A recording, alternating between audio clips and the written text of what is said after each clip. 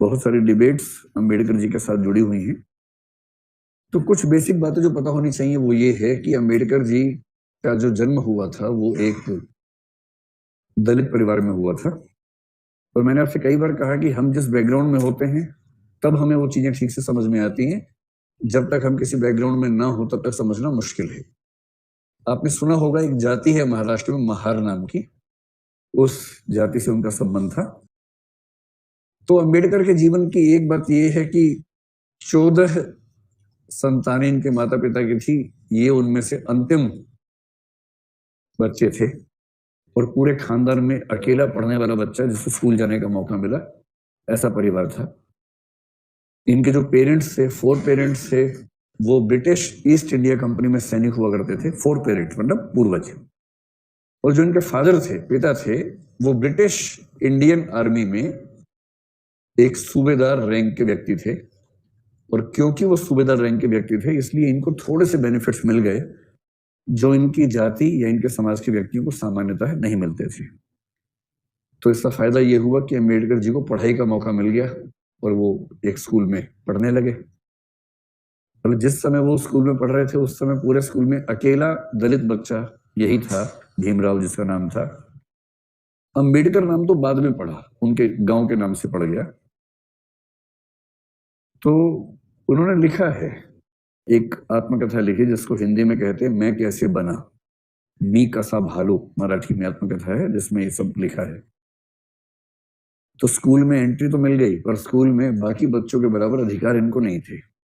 जैसे बाकी बच्चों के साथ बैठने का अधिकार नहीं था, उनसे अलग बैठना होता था।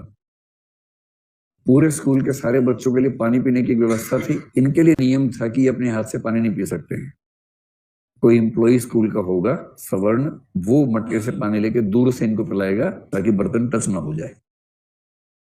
और इन्होंने लिखा है कि कई बार ऐसा होता था स्कूल में कि जिस दिन वह सहायक छुट्टी पर है जिससे ये पानी पी सकते हैं, और दिन दिन भर बिना पानी के उनको कैसे रहना पड़ता था, ऐसे जिक्र उन्होंने खूब किए। बाद में संयोग इनका बड़ा अच्छा था। संयोग ये था कि इनको एक वजीफा मिला बड़ौदा नरेश की वजह से।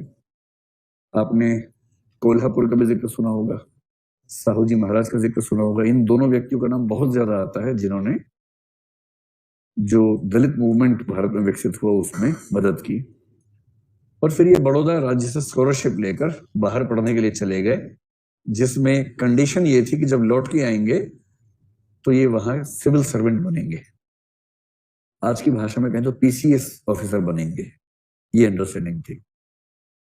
फिर इन्होंने कोलंबिया विश्वविद्यालय जो अमेरिका में है वहां से, और फिर यूके से भी, यूके में अगर मैं ठीक ध्यान कर पा रहा हूं तो कैम्ब्रिज में शायद ये थे, मैं आपको बताता हूं, London School of Economics LSE, UK में लंदन स्कूल ऑफ इकोनॉमिक्स।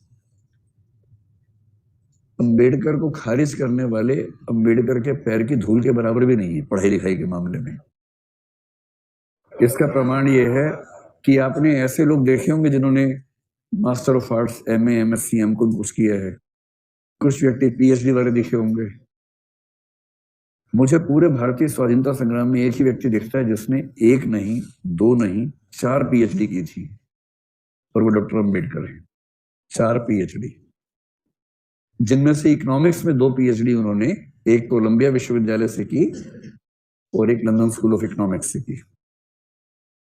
उसके बाद कानून पढ़ने का शौक सवार हुआ तो कोलंबिया विश्वविद्यालय से उसमें भी PhD LLD जिसको बोलते हैं वो हासिल की। और चौथी PhD उनको भारत में उस्मानिया विश्वविद्यालय से उनके कॉन्ट्रीब्यूशंस की वजह से मिली, जो उन्होंने एक बड़ा आंदोलन चलाया उसकी वजह से मिली। तो अम्बेडकर का सौभाग्य था कि उनको पढ़ने का मौका मिला, और जब मिला तो उन्होंने इस पढ़ाई का पूरा फायदा उठाया। और जब इतना कुछ समझ लिया तो फिर उनको लगा कि मुझे कुछ लिखना भी चाहिए, मूवमेंट्स भी करने चाहिए। तो ये सब जब हुआ तो उसके बाद उन्होंने कई आंदोलन किए। उनके स्कूल के अनुभव तो आप जानते ही हैं कि पानी भी पीना है तो कोई होना चाहिए वरना पानी मिलेगा नहीं पीने को। उनके जीवन के 2 अनुभव और रोचक हैं, जानने चाहिए आपको। जब वो बड़ौदा में सिविल सर्वेंट थे, मतलब PCS ऑफिसर थे, तो वहां रहना भी था उनको। तो रहने के लिए घर ढूंढ रहे थे। उन दिनों नागपुर में भी उन्होंने ये सब प्रयोग करके देखे थे। घर ढूंढते थे तो जैसे ही पता लगता था कि ये व्यक्ति दलित जाति का है, उसके बाद घर नहीं मिलता था। मतलब कहने की बात है कि स्वाधीन भारत है, आधुनिक भारत है, बड़े शहरों में ऐसा नहीं होता है। 21वीं सदी में भी दिल्ली के मुखर्जी नगर में ऐसा होता है। आपको पता नहीं इस बात का आइडिया है या नहीं। बहुत सारे बच्चों को रूम इसलिए नहीं मिलता है कि वो मुसलमान हैं या किसी और धर्म के हैं। बहुत सारे बच्चों को तो इसलिए नहीं मिलता कि हरियाणा के हैं। मैं तो खुद वहां से हूँ। लेकिन ये ट्रेंड पिछले 5-7 साल का है, उसमें उनकी भूमिका भी ठीक ठाक रही है ऐसा ट्रेंड बनाने में।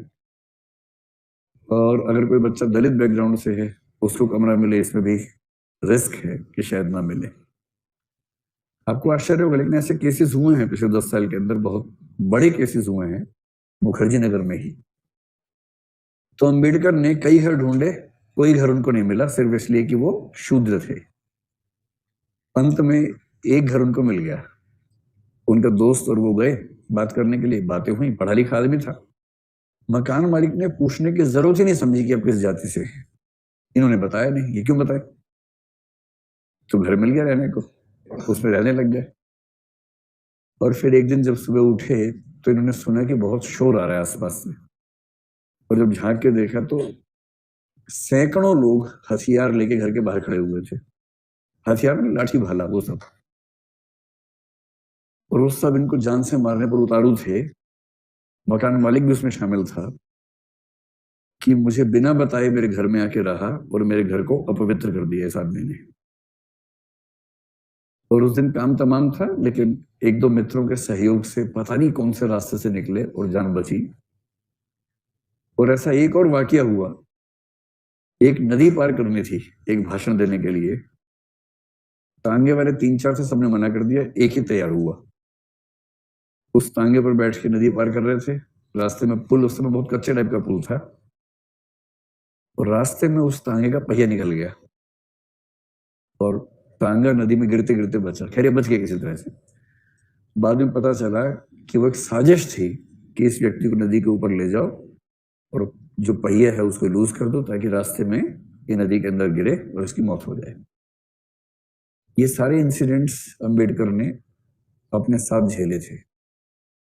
आप समझ सकते हैं कि एक व्यक्ति जब वंचित वर्ग से आएगा, खूब पढ़ लिख जाएगा, अधिकारों की मांग करेगा, तो जो समाज का तबका पहले से पावर में है वो उसको आराम से एक्सेप्ट करेगा या उसको रोकना चाहेगा? रोकना चाहेगा।